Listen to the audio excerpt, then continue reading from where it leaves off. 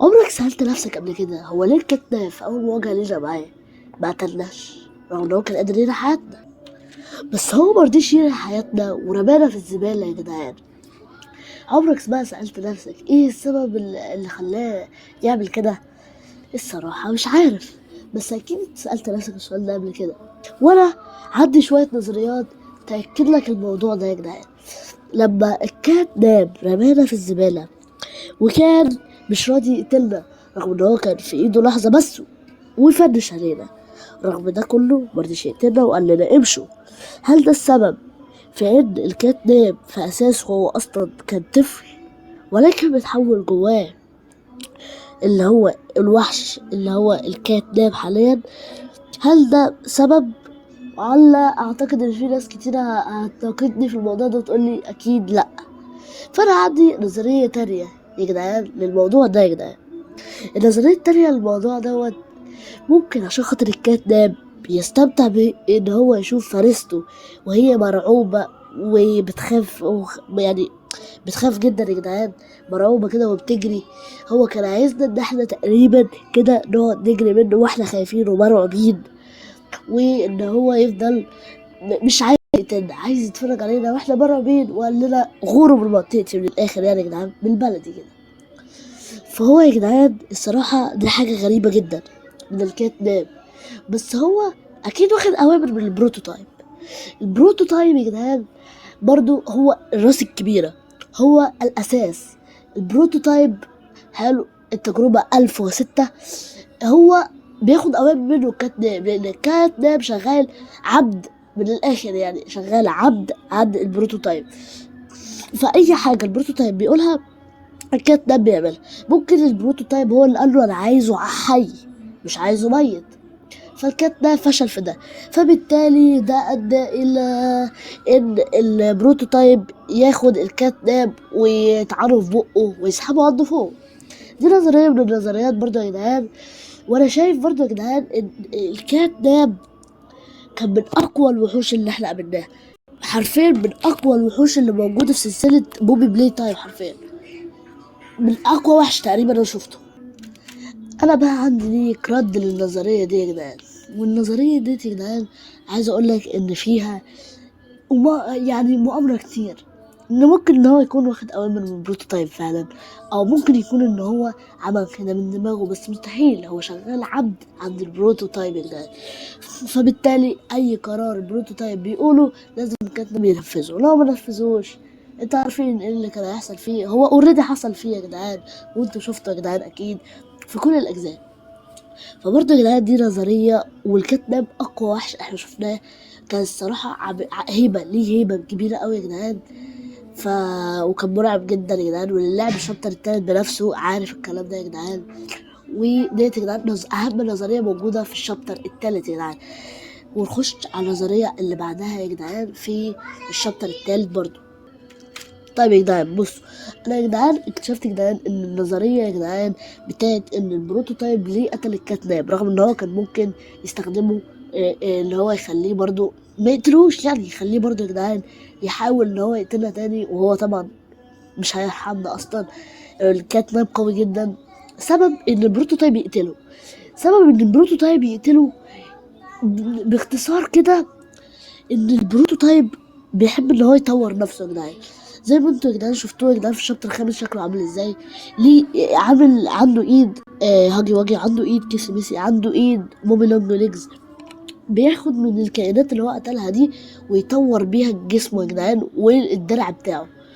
فاللي هو يا جدعان تقريبا كده هو كان عايز يقتل الكاتناب، شايف التجربه بلا نفع وما قدرش يقبض علينا، فبالتالي خده ان هو يقتله يعني عشان خاطر يطور بيه الدرع بتاعه او الجسد بتاعه يا جدعان اللي هو البروتوتايب. فديت برضه يا جدعان نظريه من النظريات يا جدعان. والنظريه اللي بعدها يا جدعان، هو ليه يا جدعان كان حابس دوج دي يا جدعان؟ دوج دي كان محبوس يا جدعان في السجن يا جدعان في الشابتر التالت يا جدعان، زي ما انتم شايفين قدامكم دلوقتي يا جدعان. حرفيا يا جدعان، والكائنات ديت شغاله عبد عند كاتناب، من الاخر كده شغاله عبد عند البروتوتايب، لان الكاتناب بياخد اوامر من البروتوتايب. فبالتالي سيطروا على دوج دي، ودوج دي قال لنا اجروا بسرعه وحرفيا الكائنات ديت سيطرت عليه يا جدعان لدرجة ان هو مقدرش، والكائنات عرفت تتغلب عليه وخلته يجري ورانا، وحرفيا كان هيقتلنا معنى الكلمة يا جدعان. تمام يا جدعان. فالنظرية ديت بقى يا جدعان ان هو كان حابس دوج داي بسبب ان دوج داي من الاخر كده يا جدعان بالبلدي. ويا جدعان المفروض يا جدعان ان يا جدعان دوج داي حلو. لما نيجي كده يا جدعان نحلل اللغز الكبير ده يا جدعان في الشابتر التاني، ليه دوج داي كان يعني من الاخر كده كان مربوط وكان جسمه مقطوع نصين. القصه حزينه جدا يا جدعان، بس انا برضه يا جدعان لازم اقول لكم النظريه بتاعتها. يعني يا جدعان انت عمرك سالت نفسك قبل كده ليه الكاتنب اصلا وبروتو طيب سابوا دوج داي عايش كل السنين دي مربوط بالجنازير؟ لا، مع انهم اصلا قطعوا نص جسمه، انتوا اكيد عارفين ده. وليه بقى ما قتلوهوش زي باقي الوحوش؟ السر هنا يا جدعان مرعب جدا جدا جدا. دوج داي هو قائد اللي هو يا جدعان الكائنات يا جدعان اللي هي السمايلنج ديت يا جدعان، اللي هي دخلت جواه اصلا يا جدعان. زي ما انتوا شايفين يا جدعان الوحش اللي انتوا شفتوه قدامكم ده يا جدعان الصغير ده منهم يا جدعان. ده بقى يا جدعان دوج داي كان القائد بتاعهم، وكان رافض تماما ان هو يتبع البروتوتايب. فالبروتوتايب امر الكاتناب ان هو يحبس دوج داي ويعذبه يا جدعان عذاب ابدي. زي ما انتوا شفتوا يا جدعان كان شكله مقطوع وكان شكله متعذب تعذيب غريب جدا يا جدعان في الشابتر التالت. فالكاتناب بقى يا جدعان كان عايز يا جدعان يسيبه عايش وعشان خاطر يشوف المصنع وهو بيتدمر يا جدعان. وفضل يعذبه يا جدعان نفسيا وجسديا وكل حاجة. والكاتناب طبعا كان عايز اللي هو يكسر قلبه يا جدعان باللي هو يحول صحابه قدامه يا جدعان لوحوش. فأول ما اللاعب وصل ليه أمر إن هو الدمى تخش جواه، ومن الدمى ديت تخليه تجري ورا اللاعب. وبعدها يا جدعان ما نعرفش بقى اللي حصل بعدها تاني بعد ما احنا عرفنا نهرب منه. وده اللي انا يا جدعان اعرفه عن دوج دي يا جدعان. ويلا يا جدعان على النظرية اللي بعدها. طب دلوقتي يا جدعان يلا بينا يا جدعان نخش على النظرية اللي بعدها يا جدعان، وهي نظرية ميس ذا لايت.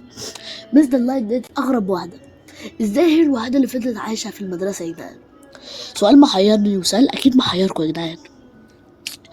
فيا جدعان ازاي يا جدعان ميس ذا لايت فضلت عايشة جوه المدرسة لوحدها؟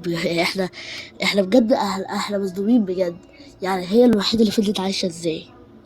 أكيد هنا يا جدعان النظرية الكاتناب والبروتوتايب هما اللي كانوا حابسينها جوه المدرسة، ده أكيد.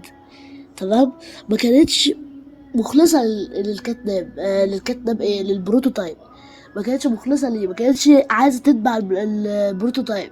فبالتالي البروتوتايب قرر ان هو يحبسها جوه المدرسة لسنين كتيرة جدا يا جدعان. حلو. يعني دخلها كده يا جدعان زي فخ وحبسها جواه يا جدعان. حلو يا جدعان.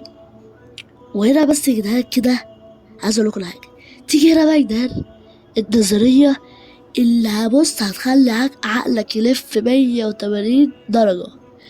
اللعبة بتقول ان احنا موظف، المفروض يعني موظف قديم ورجع المصنع فجأة. بس ليه الوحوش دي كلها عارفاك بالاسم كمان؟ وليه الكاتناب ودوج داي بيكلموك كأنهم يعرفوك من زمان؟ النظرية بتقول ايه بقى يا جدعان؟ ان مش مجرد موظف عادي. تمام. احنا مش مجرد موظف عادي، انت كنت مشرف. حلو. او كنت شخصية كبيرة مسؤولة عن تجارب الاطفال يا جدعان. دي نظرية يا جدعان، طبعا دي نظرية. حلو. عشان خاطر بس ما تجوش بس يا جدعان تهاجموني في الكومنتات. دي نظرية. حلو. دي نظرية. النظرية اللي انا شايفها او النظرية عموما يعني يا جدعان. النظرية شايفها النظرية عموما يا جدعان. حلو. ان شخصياتنا ديت كانت من الدكاترة اللي كانوا بيعملوا تجارب على الاطفال يا جدعان اللي بتحولوا لدوما. الله ينور عليك كده. اعتقد انت فهمت دلوقتي يا جدعان.